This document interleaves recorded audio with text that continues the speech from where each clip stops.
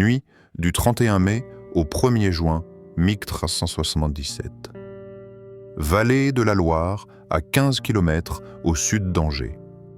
Jacques de Brézé, grand sénéchal de Normandie, franchit le pont-levis du château de Brissac après 5 jours de chasse.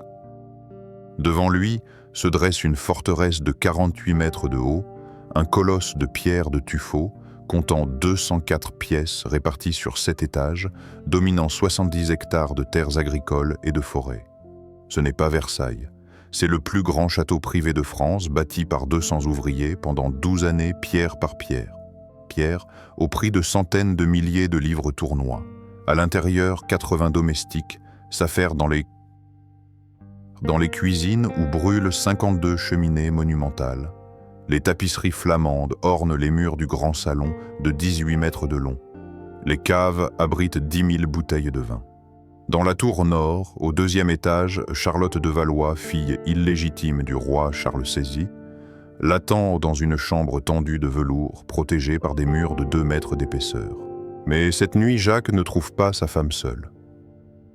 Quelques minutes plus tard, 17 coups de poignard. Le sang éclabousse les tapisseries, trempe les draps de lin, s'infiltre entre les lames du parquet de chêne.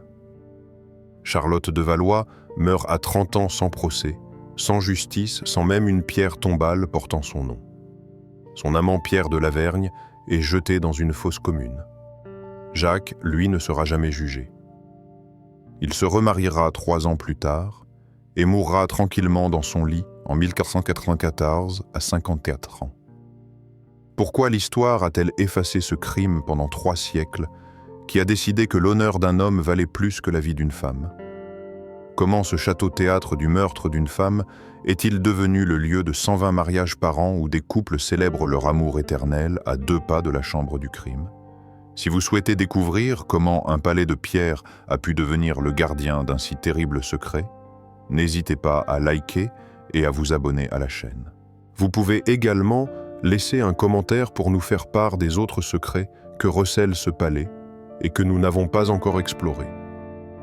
Votre curiosité et votre soutien nous aident à percer les voiles de l'histoire et à restaurer la mémoire de celles et ceux que les puissants ont voulu effacer. Merci.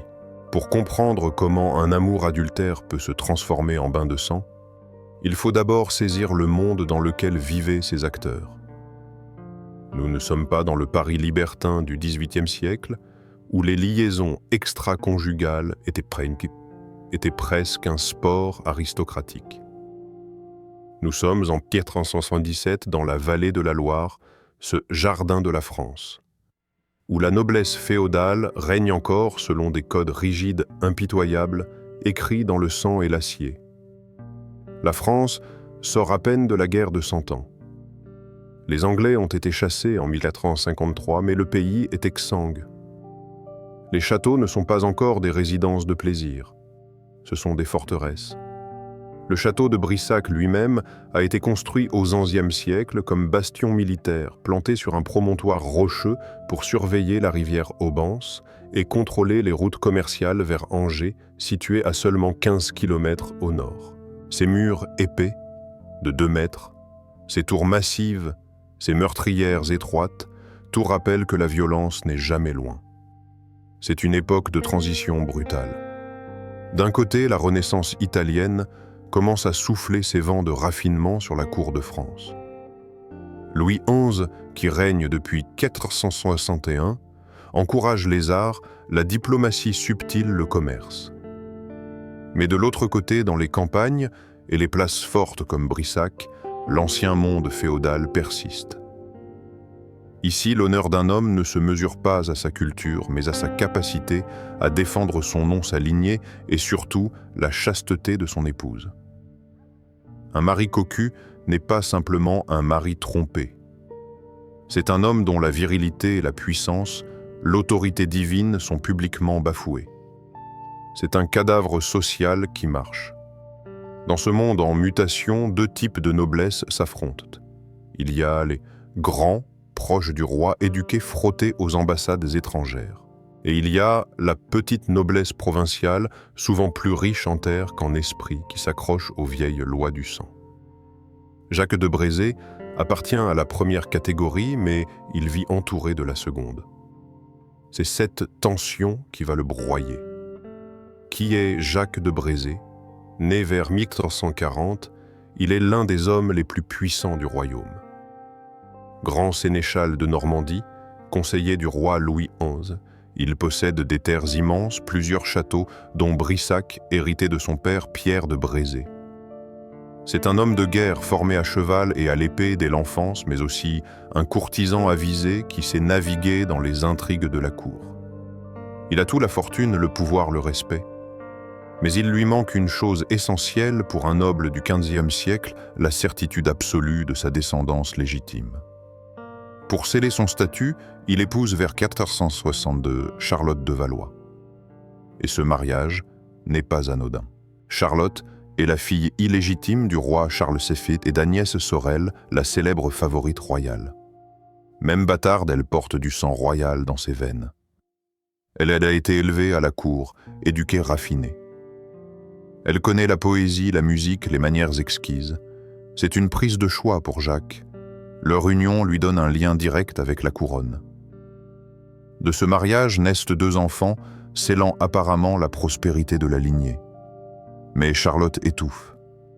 Il faut imaginer sa vie mariée à 15 ou 16 ans à un homme qu'elle n'a pas choisi, enfermé dans une forteresse isolée pendant que son mari parcourt la Normandie pour le roi. Elle passe des mois entiers à Brissac, entourée de domestiques, de chapelains d'une cour provinciale sans éclat. Les soirées sont longues, les hivers glaciaux, les 204 pièces du château résonnent du vide de sa solitude. Elle a connu la cour royale, les bals, les conversations brillantes. Ici, elle a les prières, les tapisseries et le silence. C'est dans ce vide qu'entre Pierre de Lavergne. Les archives sont avares de détails sur cet homme.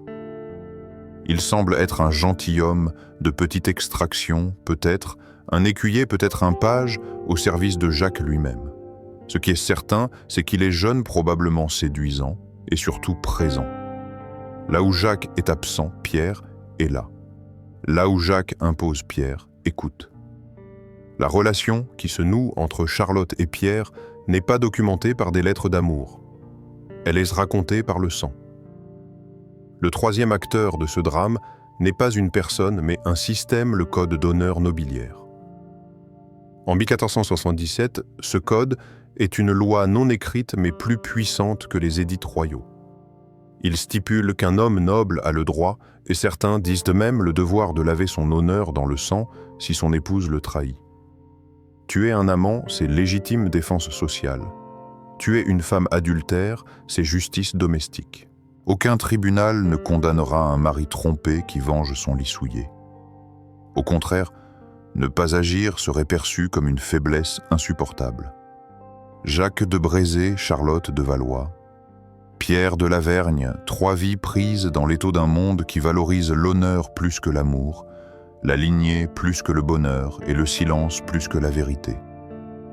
Mais que se passe-t-il quand un mari jaloux armé de ce code implacable découvre que sa femme partage son lit avec un autre homme dans sa propre forteresse, sous le toit qu'il a payé dans les draps qu'il a offerts?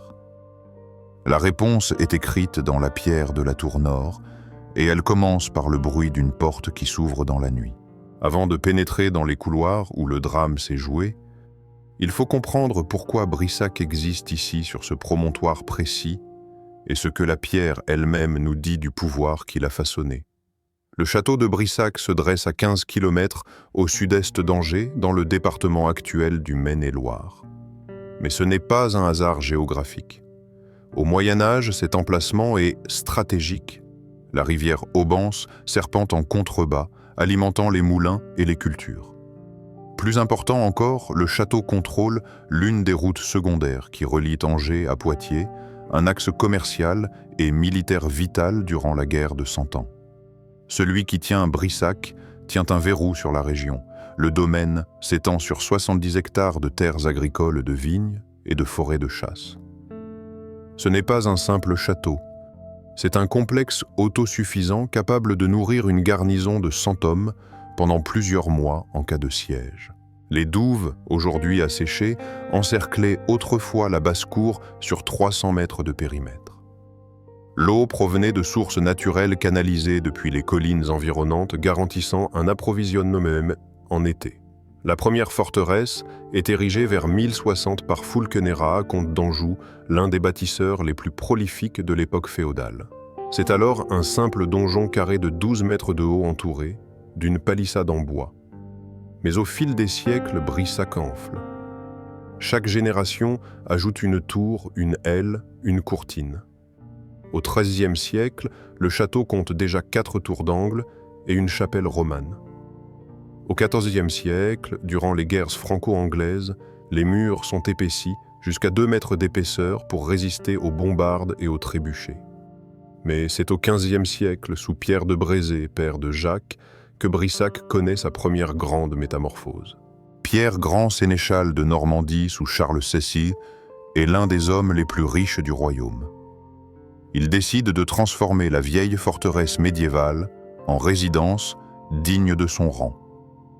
Entre 1355 et 1467, il fait raser une partie des vieux murs et ordonne la construction de 2 tours jumelles qui vont devenir l'emblème du château. Ces tours hautes de 48 mètres, l'équivalent d'un immeuble moderne de 16 étages, sont un défi architectural pour l'époque. Chacune contient 7 niveaux reliés par des escaliers en colimaçon de 110 marches. Les murs à la base font 3-5 mètres d'épaisseur, puis s'amincissent progressivement jusqu'à 1 ou 2 mètres au sommet. Le choix de ces proportions verticales n'est pas qu'esthétique. Monté si haut s'est affirmé une domination visuelle sur le paysage. Depuis le sommet des tours, le guet peut surveiller un rayon de 15 km à la ronde. C'est un message envoyé aux vassaux, aux rivaux, aux voyageurs. Ici règne un seigneur puissant. Mais cette hauteur a aussi une fonction psychologique plus sombre. Dans un château vertical, chaque étage est un filtre social. Les cuisines et les domestiques occupent le rez-de-chaussée. Les salles de réception, le premier étage. Les appartements privés, les étages supérieurs. Et tout en haut, isolé, inaccessible, sans permission, la chambre du maître. Charlotte de Valois vivait au 2e étage de la tour nord. Pour y accéder, il fallait gravir 60 marches, franchir 2 portes gardées, traverser un corridor étroit.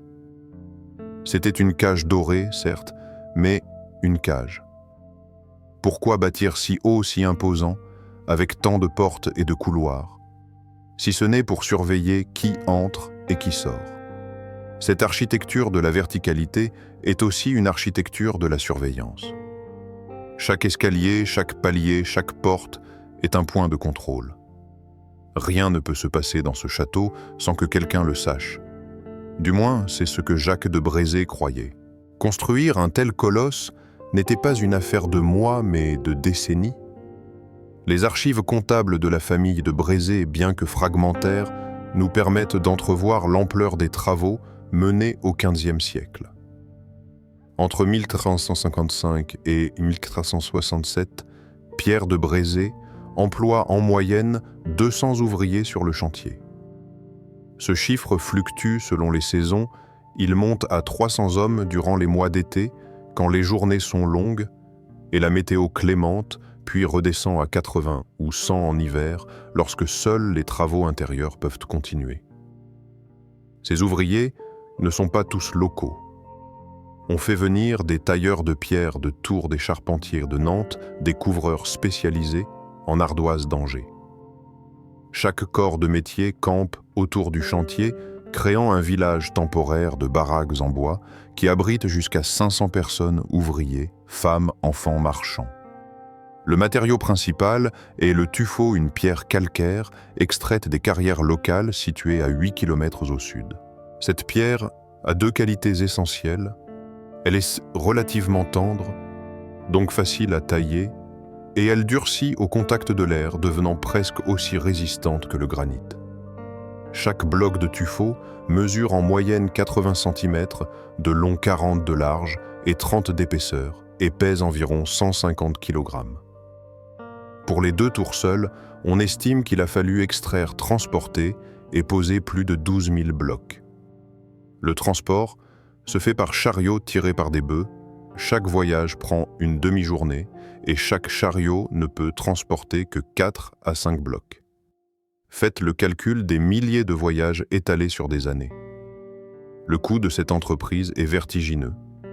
Les documents parlent de plusieurs centaines de milliers de livres tournois, une somme qui représente l'équivalent du revenu annuel de 5 baronnies moyennes.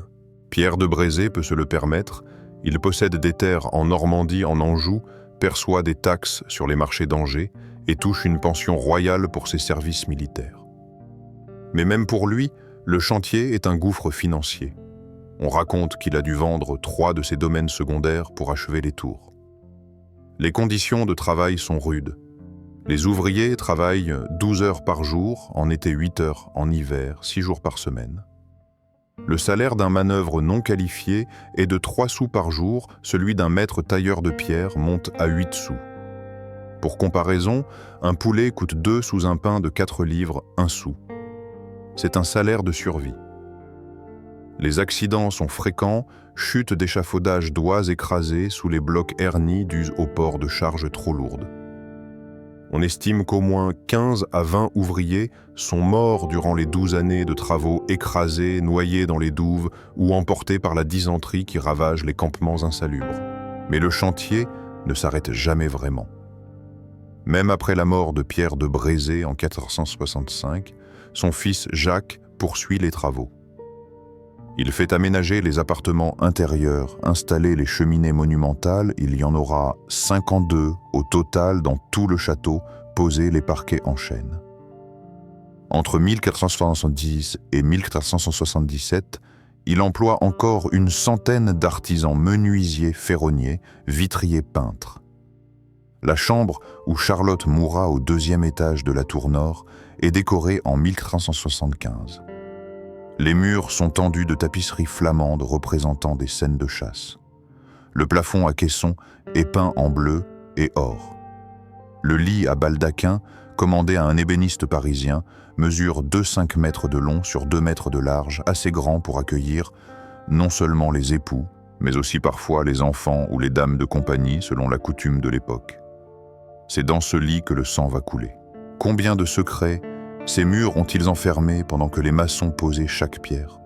Combien de conversations murmurées, de regards échangés, de rendez-vous clandestins ont eu lieu sous les yeux aveugles des ouvriers qui montaient les échafaudages? La pierre ne parle pas, mais elle se souvient. Une fois les murs dressés, il faut habiller le squelette de pierre. Et c'est ici que Brissac révèle sa vraie nature. Ce n'est pas seulement une forteresse, c'est un palais déguisé en château fort. Le château compte aujourd'hui 204 pièces réparties sur 7 niveaux. Au XVe siècle, ce chiffre était probablement légèrement inférieur, autour de 180 pièces, car certaines ailes ont été ajoutées au XVIIe siècle par la famille Cossé. Mais déjà, l'échelle est impressionnante. Pour donner une idée, un château moyen de l'époque comptait 30 à 50 pièces. Brissac est un monstre. Au rez-de-chaussée se trouvent les cuisines vastes comme des granges. La cheminée principale où rôtit le gibier mesure 3 mètres de large et 3 mètres de haut.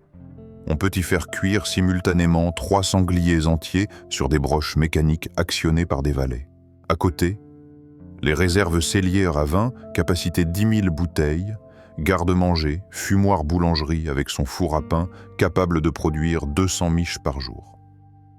Il faut nourrir non seulement la famille seigneuriale, mais aussi les 80 domestiques permanents cuisiniers, écuyers, pages femmes, de chambre, palefreniers, chapelains, soldats de garde. Au premier étage, on entre dans les espaces de représentation. Le grand salon mesure 18 mètres de long sur 9 de large, avec un plafond à 6 mètres de hauteur. Les murs sont couverts de tapisseries, une série de 16 tapisseries des Gobelins, commandées plus tard au XVIIe siècle, mais qui remplacent des tentures plus anciennes. Ces tapisseries ne sont pas décoratives, elles sont isolantes. En hiver, elles retiennent la chaleur des 3 cheminées qui chauffent la salle. Les fenêtres au XVe siècle ne sont pas vitrées en verre transparent trop cher, mais fermées par des volets de bois et des pots huilés qui laissaient passer une lumière laiteuse. C'est ici que Jacques de Brézé reçoit les vassaux, règle les litiges, rend la justice seigneuriale. Au fond de la salle, une estrade légèrement surélevée porte le fauteuil du seigneur, un meuble massif en chêne sculpté de blasons. Quand Jacques s'y assoit, il domine physiquement l'assemblée. Le message est assez clair ici, c'est lui le maître. Mais c'est au deuxième étage de la tour nord que se trouve la chambre fatale, celle que les guides touristiques appellent aujourd'hui la chambre de la Dame verte. Cette pièce mesure 7 mètres sur 6, avec une hauteur sous plafond de 4-5 mètres. Elle est étonnamment grande pour une chambre privée car elle sert aussi de cabinet de retrait pour Charlotte. Elle y reçoit ses dames de compagnie, brodelis pris devant un petit hôtel privé. La fenêtre étroite, 80 cm de large pour 5 mètres de haut, est orientée au sud-est pour capter la lumière du matin.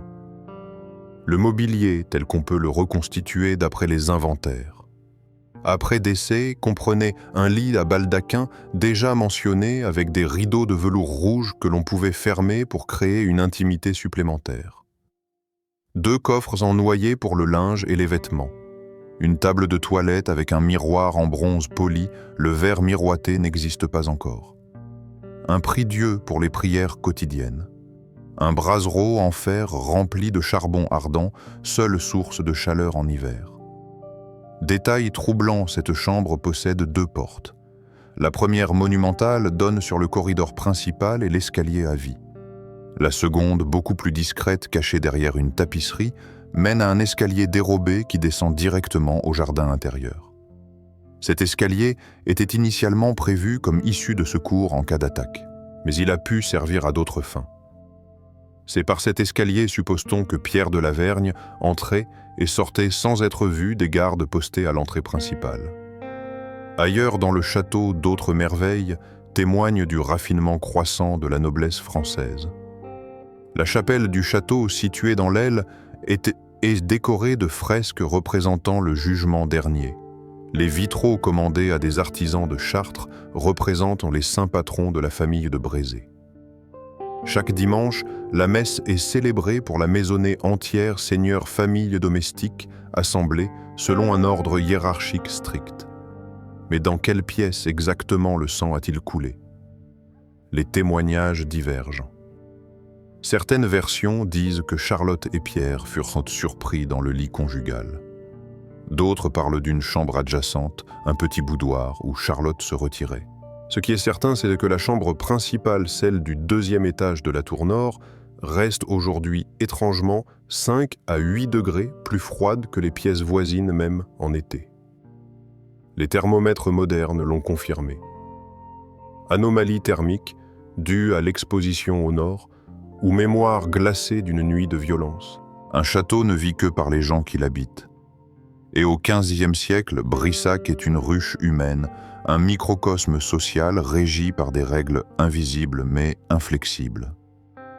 La journée commence au lever du soleil vers 6 heures du matin, en été 8 heures en hiver. Les domestiques sont déjà debout depuis 2 heures.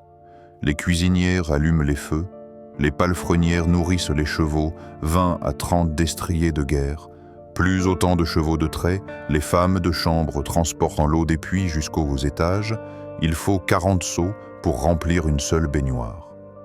Charlotte, elle se lève vers 9 heures. Elle est réveillée par sa dame d'atour qui lui apporte une bassine d'eau tiède, parfumée à la lavande. Elle s'habille lentement, aidée par 2 servantes car les robes aristocratiques du XVe siècle comportent 20 à 30 lacets et nécessitent un corset rigide. La matinée est consacrée aux devoirs religieux. Charlotte assiste à la messe privée dans la chapelle, récite ses prières, lit les psaumes. Puis vient le repas de midi pris dans le grand salon. Même en l'absence de Jacques, les formes sont respectées.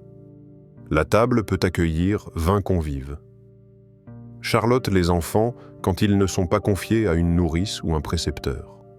Les officiers du château, chambellans, chapelains, capitaines de la garde, et quelques invités de passage marchands vassaux venus rendre hommage.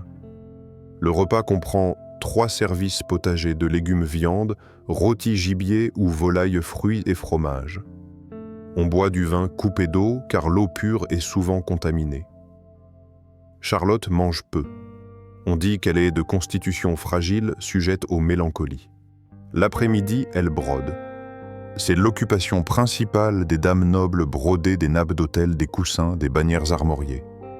Parfois, elle reçoit un troubadour ou un ménestrel itinérant qui chante des laits courtois. C'est peut-être ainsi qu'elle rêve d'un amour qui n'existe pas dans son mariage arrangé. Quand Jacques est au château, tout change. Sa présence emplit les lieux d'une énergie masculine, souvent brutale.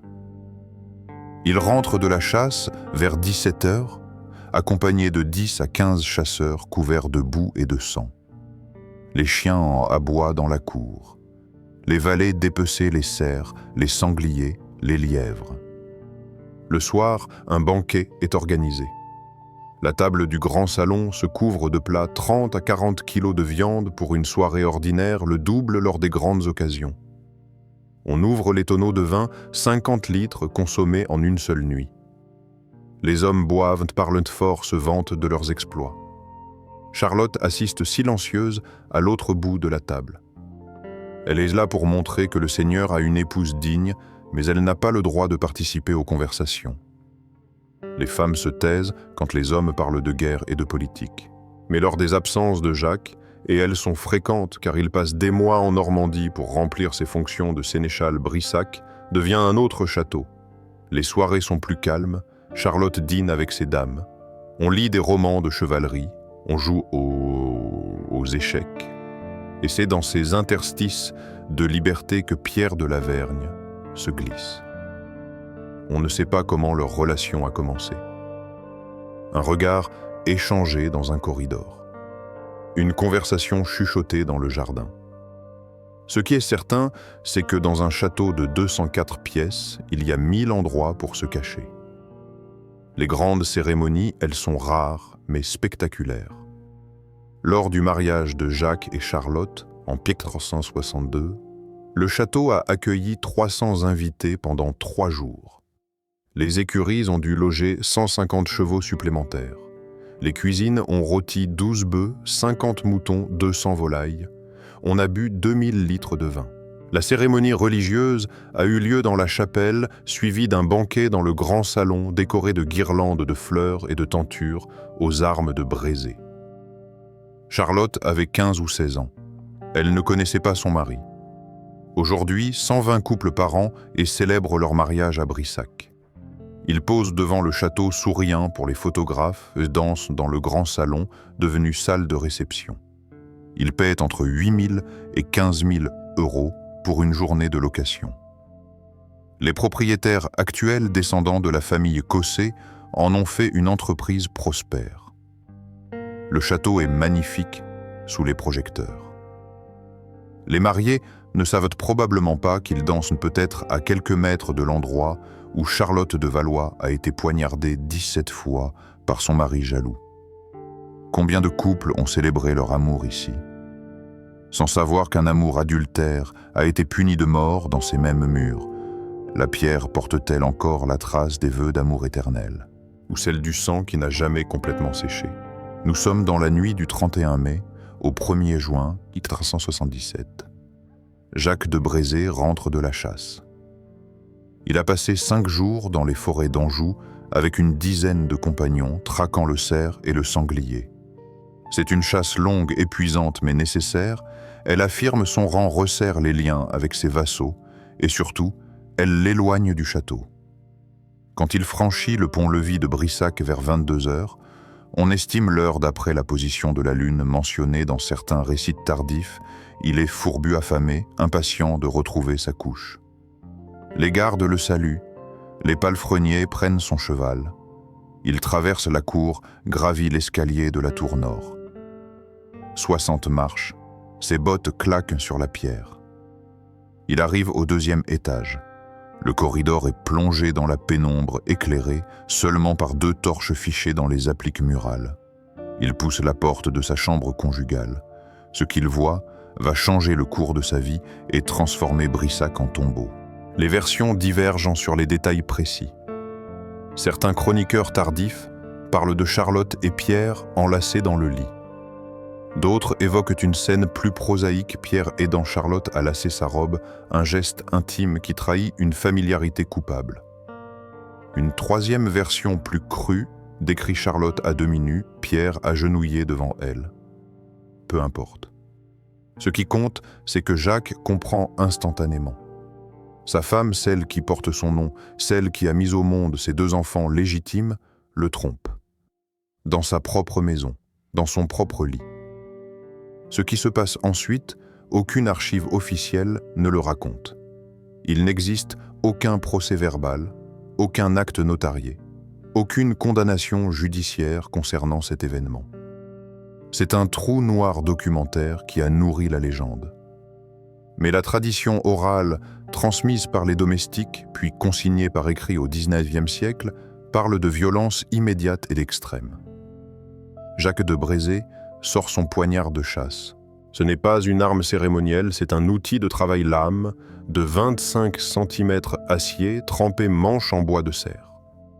Il se jette sur Pierre de Lavergne. Le jeune homme tente de fuir, mais la chambre n'a qu'une seule issue, la porte par laquelle Jacques vient d'entrer. Pierre est acculé, le premier coup l'atteint à l'épaule, le deuxième au ventre. Il s'effondre. Jacques continue de frapper encore et encore, jusqu'à ce que le corps ne bouge plus. On parle de 12 coups de poignard sur Pierre. Puis, il se tourne vers Charlotte. Elle est pétrifiée, adossée au mur, incapable de crier. Peut-être tente-t-elle de parler, de plaider, d'expliquer. Mais les mots ne servent à rien. Jacques lève la lame. Le premier coup la touche à la poitrine.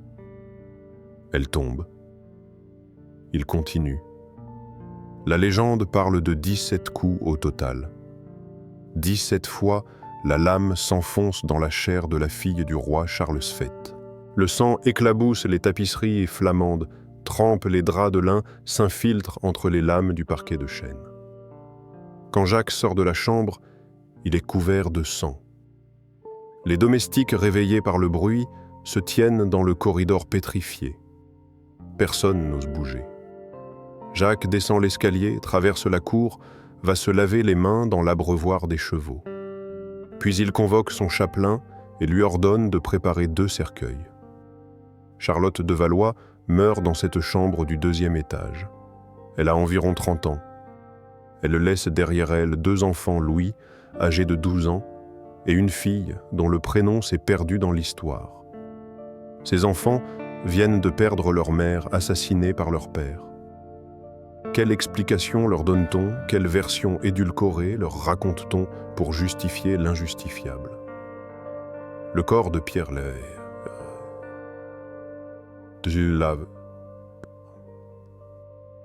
est jeté dans une fosse commune, sans pierre, tombale sans messe. C'est le sort réservé aux adultères, l'oubli. Charlotte, elle a droit à une sépulture dans la chapelle du château, mais sans cérémonie publique. Son nom n'apparaît sur aucune stèle. Pendant des siècles, on ne saura même plus où exactement elle a été enterrée. Ce n'est qu'au XIXe siècle, lors de travaux de restauration, que des ouvriers découvrent un cercueil de plomb dans les fondations de la chapelle. À l'intérieur, un squelette de femme portant encore les restes d'une robe verte. Mais pourquoi aucun document d'époque ne mentionne ce meurtre? Pourquoi aucun tribunal ne juge Jacques? La réponse est brutale parce que selon les lois féodales du XVe siècle, il n'a commis aucun crime. Un mari a le droit de tuer sa femme adultère et son amant s'il les surprend en flagrant délit. C'est écrit noir sur blanc dans les coutumes de l'Anjou. Le roi Louis XI, bien qu'il soit le neveu par alliance de Charlotte, ne peut pas et ne veut pas poursuivre Jacques. Ce dernier est trop puissant, trop utile. Il conserve sa charge de sénéchal. Il se remarie 3 ans plus tard, en 1380, avec une autre femme noble. Il meurt tranquillement dans son lit, en 1484, à l'âge de 54 ans, sans avoir jamais été inquiété par la justice. Qui a voulu effacer cette histoire des registres officiels, le roi pour éviter le scandale d'un meurtre royal, Jacques lui-même pour protéger l'honneur de sa lignée, ou la société tout entière qui préférait enterrer avec Charlotte la preuve de sa propre barbarie. Pendant plus de 3 siècles, l'histoire de Charlotte reste enfermée dans les murs de Brissac. Les générations passées. Les propriétaires changent. En 1102, le château est vendu à la famille Cossé, qui le possède encore aujourd'hui. Ils agrandissent, modernisent et effaçant les traces de l'ancien temps.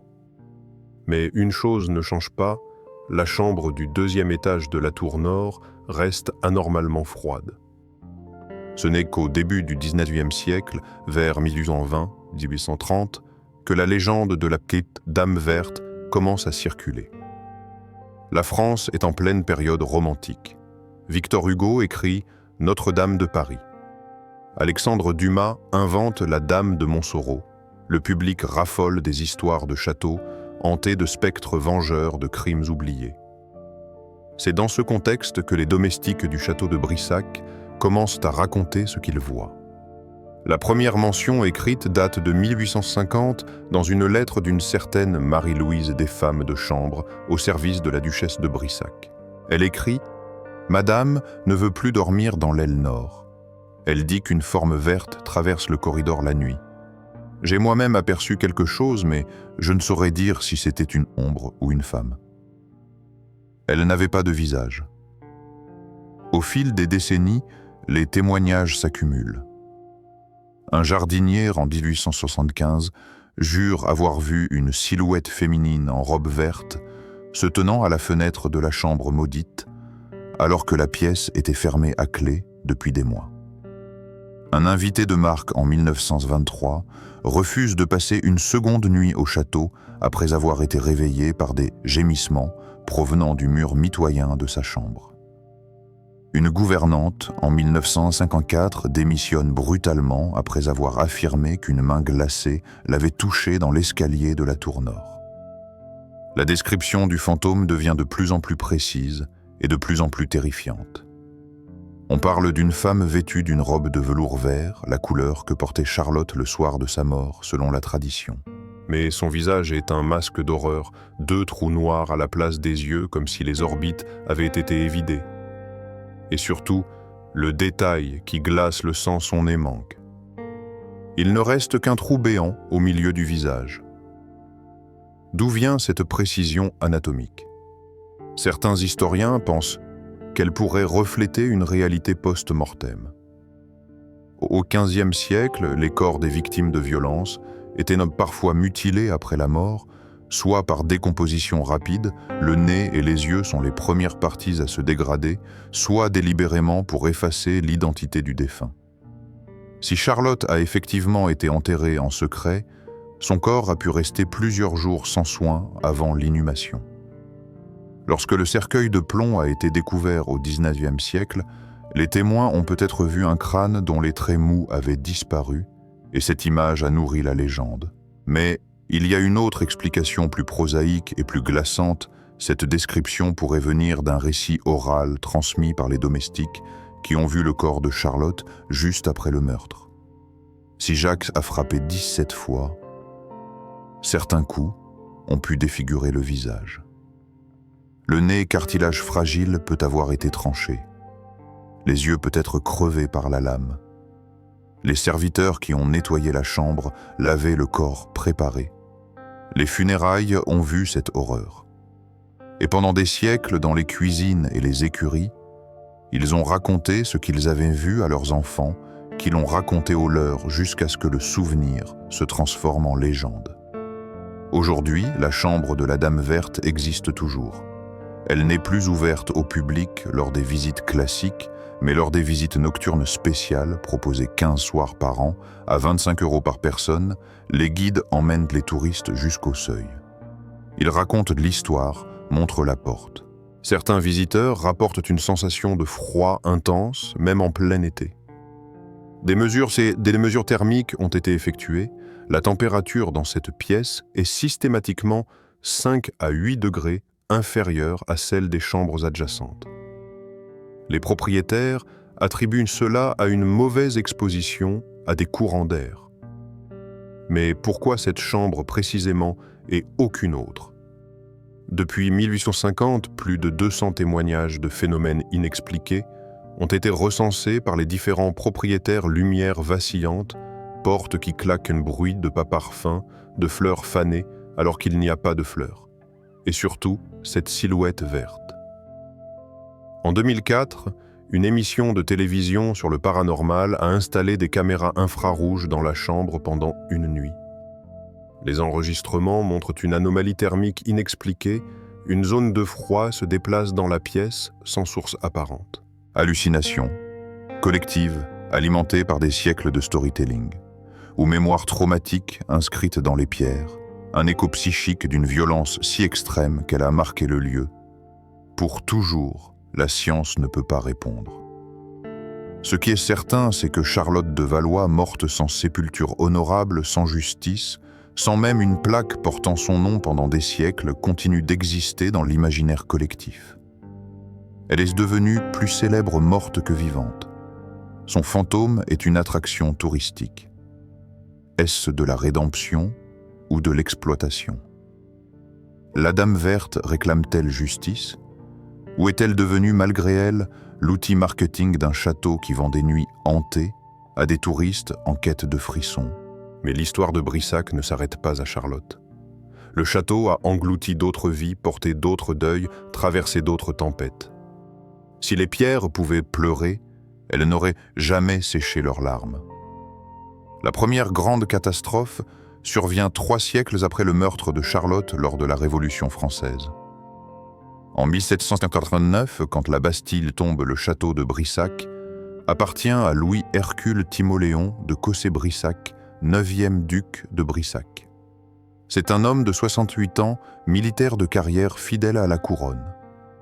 Il a été premier écuyer de Marie-Antoinette, ce qui signifie qu'il était chargé de l'organisation des déplacements de la reine, de ses chevaux, de son protocole.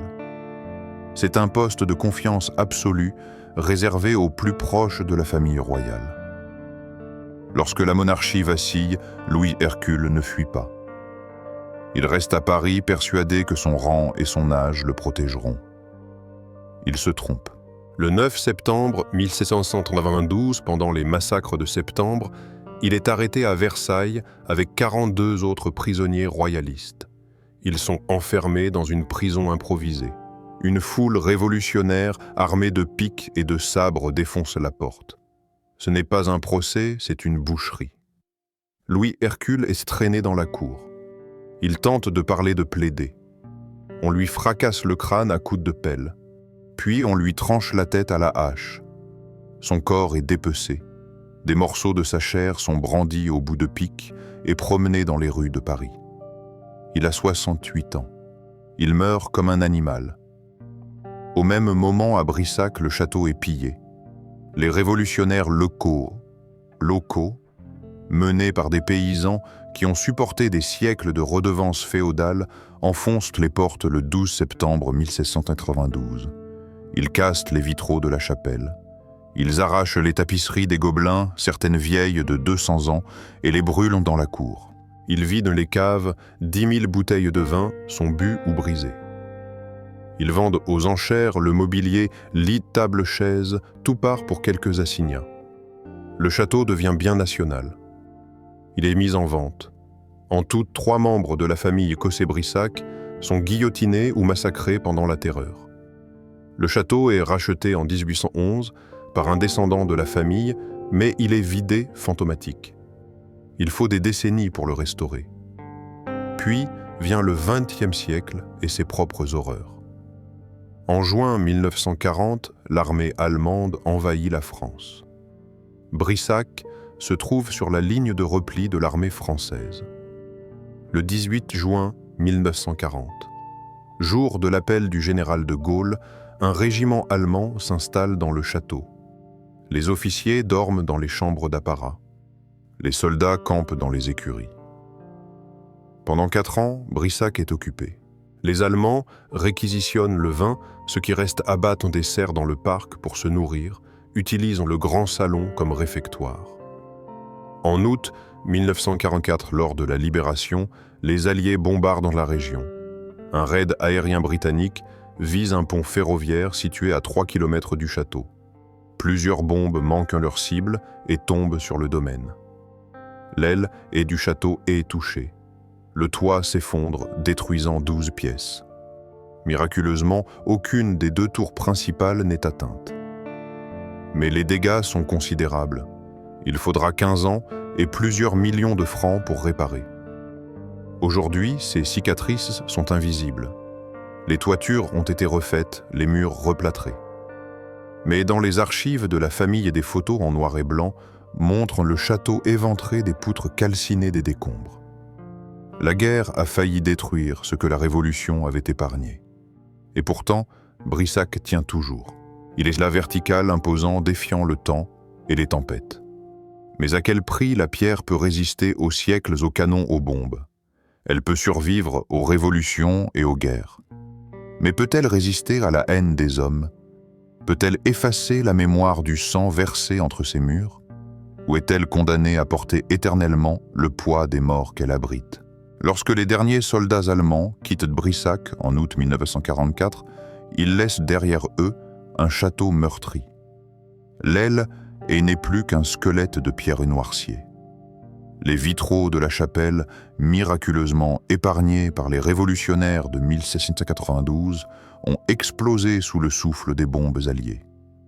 Le parc de 70 hectares autrefois entretenu par 15 jardiniers est envahi de ronces et de cratères d'obus. Les douves asséchées depuis le XVIIIe siècle sont remplies de gravats. La famille Cossé-Brissac, propriétaire depuis 1502, est ruinée. La guerre a dévoré ce qui restait de leur fortune. Les impôts fonciers explosent sous la Havaienne République. Ils n'ont plus les moyens d'entretenir un monstre de 204 pièces. Entre 1945 et 1960, seule une vingtaine de pièces restent habitables. Le reste est fermé, abandonné à l'humidité et au courant d'air. Les infiltrations d'eau commencent. Les toitures en ardoise criblées d'impacts ne protègent plus rien. La pluie s'infiltre par les combles, dégouline le long des murs, pourrit les plafonds à caissons du XVIIe siècle. Dans le grand salon, des champignons noirs prolifèrent sur les tapisseries des Gobelins. L'odeur de moisissure imprègne les corridors. En 1952, un expert mandaté par les monuments historiques estime que 40% des pièces présentent un danger d'effondrement et doivent être condamnées. Des poutres maîtresses vieilles de 500 ans sont rongées par la mérule, ce champignon linivore qui dévore le bois de l'intérieur. Les propriétaires envisagent même la démolition partielle.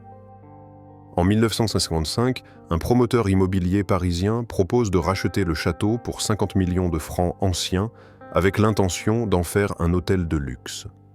Mais le projet échoue faute de financement. Brissac reste dans les limbes, ni vivant ni mort, fantôme de lui-même.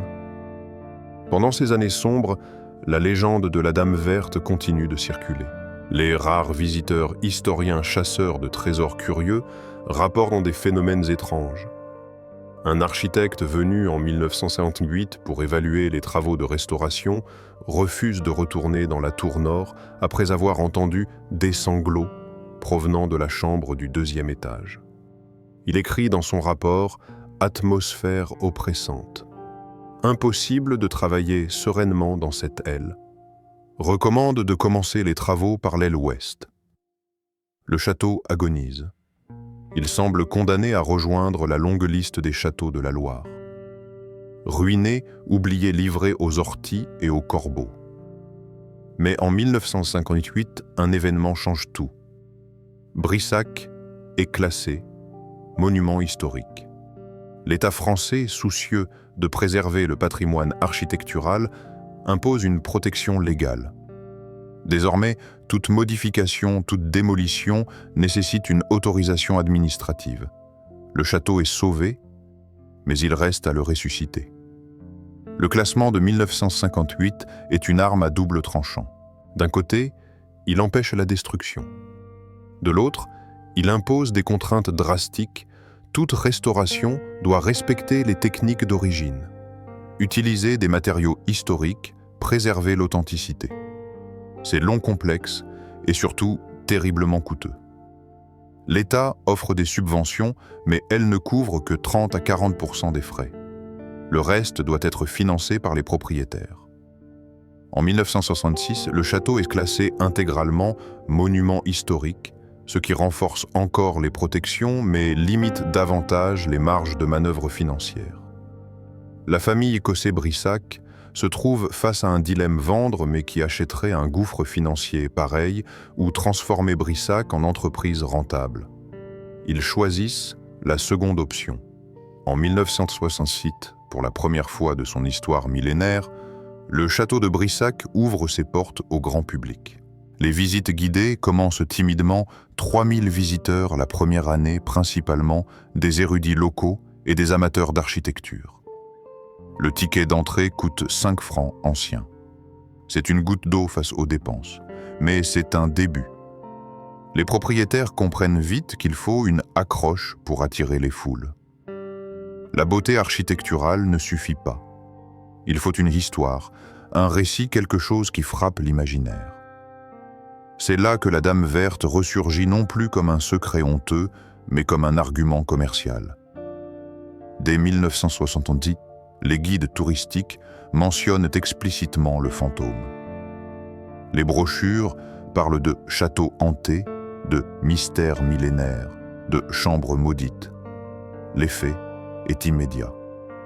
En 1975, le nombre de visiteurs grimpe à 12 000. En 1985, il atteint 25 000. Aujourd'hui, Brissac accueille environ 45 000 visiteurs par an, ce qui en fait l'un des châteaux les plus visités de la vallée de la Loire, bien loin derrière Chambord et ses 800 000 visiteurs, mais respectables pour un château privé. Le ticket d'entrée coûte désormais 11 à 13 € par adulte selon la saison. À cela s'ajoutent les visites spéciales, les visites nocturnes, avec guide costumé proposés 15 soirs par an, généralement, en octobre, période d'Halloween, à 25 € par personne. Ces soirées affichent complet des semaines à l'avance. Les visiteurs munis de lanternes parcourent les couloirs sombres, écoutent que les légendes racontées par un comédien frissonnent devant la porte de la chambre de la Dame Verte. C'est du spectacle, du divertissement, mais c'est aussi ce qui finance les restaurations. Car l'argent du tourisme est vital. En 2010, la toiture de la tour sud a été entièrement refaite, 400 000 € de travaux, dont 150 000 financés par l'État, le reste payé grâce aux recettes des visites. En 2018, les tapisseries du Grand Salon ont été restaurées 200 000 €, là encore partiellement subventionnées. Chaque année, les propriétaires investissent en moyenne 200 000 € dans l'entretien et la conservation. Sans les visiteurs, Brissac serait déjà une ruine. Mais l'autre source majeure de revenus, celle qui fait vraiment vivre le château, ce sont les mariages. Depuis les années 1990, Brissac loue ses salons pour des cérémonies privées. Aujourd'hui, environ 120 mariages par an y sont célébrés. Le forfait de base comprenant la location du grand salon des jardins et d'une suite nuptiale pour les mariés, coûte entre 8 000 et 15 000 € selon la saison et le jour de la semaine. Un mariage de 150 invités rapporte en moyenne 20 000 à 30 000 € si l'on ajoute le traiteur, le vin, les musiciens. Les couples viennent du monde entier. Ils rêvent d'un mariage de conte de fées dans un vrai château français. Ils posent pour les photos devant les tours, échangent leurs vœux sous les voûtes gothiques de la chapelle, dansent dans le grand salon illuminé de lustres en cristal. Brissac est devenu une usine à rêves romantiques. Mais voici le paradoxe glaçant: ces couples célèbrent l'amour éternel à quelques mètres de l'endroit où une femme a été assassinée par son mari au nom de l'honneur bafoué. Ils trinquent au champagne dans un château dont les fondations sont littéralement construites sur un féminicide historique. La transformation de Charlotte de Valois en feuilleton. Dame Verte, touristique, soulève une question éthique vertigineuse. Doit-on transformer une victime en produit? Depuis les années 2000, Brissac apparaît régulièrement dans les émissions télévisées sur le paranormal. Entre 2003 et 2023, au moins 8 documentaires ont été tournés dans le château Chasseur de fantômes 2003, Mystère, TF 2007, Paranormal Investigation 2012 et plusieurs productions internationales américaines et japonaises. À chaque fois, le scénario est le même. Une équipe de chasseurs de fantômes passe la nuit dans la chambre de la Dame Verte équipée de caméras thermiques, d'enregistreurs audio, de détecteurs électromagnétiques. Ils captent des anomalies, variations de température, voix inaudibles à l'oreille nue, ombre sur les images infrarouges. Ces émissions génèrent des millions de vues sur Internet. Elles font de Brissac une célébrité mondiale dans la communauté du paranormal. Des touristes viennent du Japon, des États-Unis, de Russie, spécifiquement pour chasser le fantôme. Le château vend des souvenirs dérivés, cartes postales représentant la Dame Verte, livres sur la légende même des bougies parfumées baptisées « Parfum de Charlotte », senteurs roses et violettes. Les propriétaires actuels marchent sur une ligne étroite. Dans les interviews, ils affirment respecter la mémoire de Charlotte, tout en admettant que la légende est un atout touristique indéniable. Ils financent des conférences historiques sur les violences conjugales au Moyen-Âge, installent des panneaux explicatifs sur le statut des femmes au XVe siècle. Mais en parallèle, ils organisent des nuits Halloween, où des acteurs grimés en fantômes verts effrayent les visiteurs dans les escaliers. Est-ce de l'hypocrisie? Ou est-ce le seul moyen de faire vivre un patrimoine qui sans argent s'effondrerait? Les avis sont divisés. Certains historiens dénoncent une disneylandisation morbide. D'autres arguent que la légende, aussi commerciale soit-elle, maintient vivante la mémoire d'un crime qui aurait sinon été totalement effacé. Car voici la vérité inconfortable: si Charlotte de Valois n'était pas devenue la Dame Verte, personne ne parlerait d'elle aujourd'hui. Son meurtre aurait été une note de bas de page dans un livre d'histoire spécialisé. Grâce aux fantômes, son nom survit. Des millions de personnes chaque année apprennent son histoire, découvrent le code d'honneur barbare du XVe siècle, réfléchissent aux violences faites aux femmes à travers les âges. Mais elles l'apprennent en payant 25 € pour une visite frisson. Elles la commémorent en achetant un magnet représentant un fantôme caricatural. Elles célèbrent leur mariage dans la maison où elle est morte. Le patrimoine préserve les pierres, c'est vrai. Les tours de Brissac sont magnifiques, restaurées immortelles, mais qui préservent réellement la mémoire des victimes. Qui se souvient de Charlotte, la femme, et pas seulement de Charlotte le fantôme, qui honore sa vie et pas seulement les circonstances de sa mort. Le château, lui, ne répond pas. Il se contente d'encaisser les tickets, de compter les visiteurs, de planifier les prochains mariages. La pierre ne juge pas. Elle observe impassible pendant que les vivants dansent sur les tombes des morts. Nous arrivons au terme de notre enquête dans les couloirs de Brissac. Il est temps de rassembler les pièces du puzzle et de répondre aux questions que nous avons posées au début. Ce château n'est pas seulement un monument architectural, c'est un témoin de pierre d'un système de violence légalisé.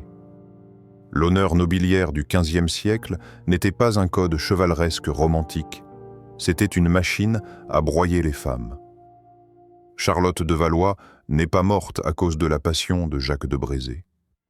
Elle est morte parce qu'un système social tout entier lui donnait le droit, certains disaient même le devoir, de laver son honneur dans le sang.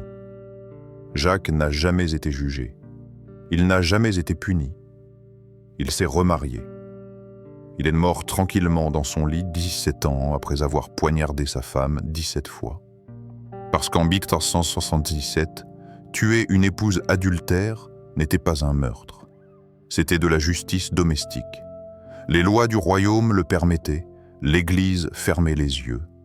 La société applaudissait. Et Charlotte a été enterrée sans nom, sans pierre, tombale effacée de l'histoire comme si elle n'avait jamais existé. Mais la Dame Verte a refusé l'oubli. Que l'on croit ou non aux fantômes, ce qui est certain, c'est que Charlotte hante encore Brissac. Elle hante les corridors, elle hante les visiteurs, elle hante notre conscience collective. Elle est devenue, malgré elle, le symbole de toutes les femmes assassinées au nom de l'honneur, celles du Moyen-Âge, mais aussi celles d'aujourd'hui dans les pays où les crimes d'honneur existent encore, où un père, un frère, un mari peut tuer impunément une femme qui a déshonoré la famille. Le château de Brissac porte cette mémoire dans ses pierres. Les 204 pièces, les 48 mètres de hauteur, les 52 cheminées, tout ce luxe et cette splendeur sont bâtis sur un fondement de violence. Les couples qui s'y marient aujourd'hui, 120 par an, célèbrent l'amour éternel à quelques mètres d'un lieu de féminicide.